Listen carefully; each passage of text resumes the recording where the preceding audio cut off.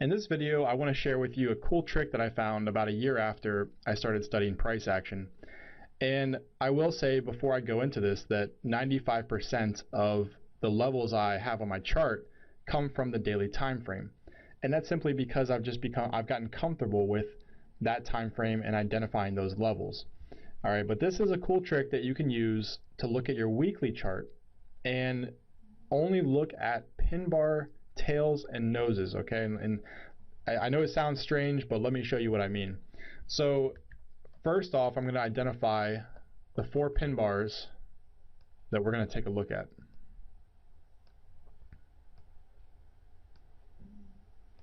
And I also want to point out that we are on the weekly time frame from 2009. All right, so this is several years ago. And there are other pin bars on this chart, but I'm only looking at the ones that are really pronounced, okay, and also the ones that have a really small body. Notice how small the body is on all of these pin bars I have circled. All right, so with that in mind, I want you to keep those pin bars, kind of ingrain those in your mind, and all I'm going to do now is start to identify horizontal levels at the nose and the tail of those pin bars.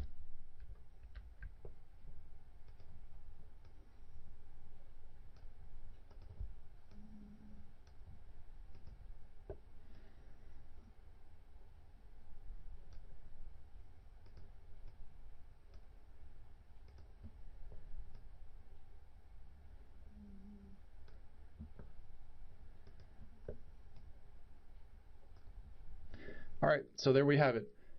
And let me just show you once again why I drew these levels, and this is just based on, again, the nose and the tail of these 4 pin bars.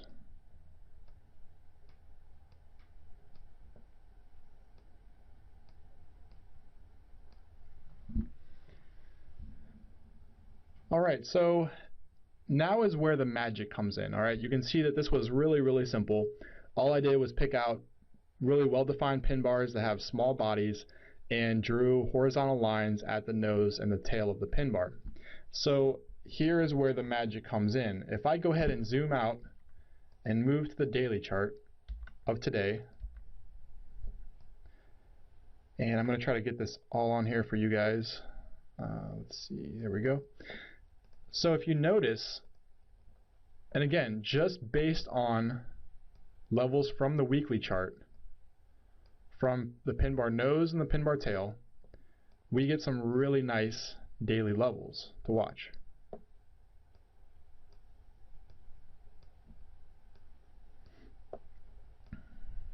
Now as I do this, I will tell you that there are some pairs where this works better than others.